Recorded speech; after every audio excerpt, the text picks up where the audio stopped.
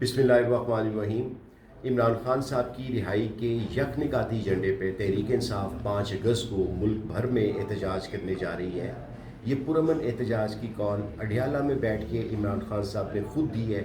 इंशाअल्लाह हम इस जुल्म, बर्बरियत और जबर के माहौल में, जहाँ पे अवाम को किसी किस्म का कोई रिलीफ नहीं है, हम इंशाअल्लाह पुरअमन एहतजाजी तहरीक का आगाज़ करने जा रहे हैं, जो गली मोहल्लों की सतह से, जिसका दायरा पूरे मुल्क में फैलेगा।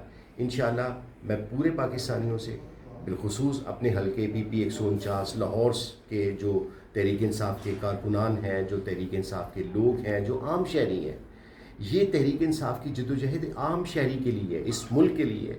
तो तहरीक उसी सूरत में कामयाब हो सकती है जब आम आदमी इसमें शामिल हो।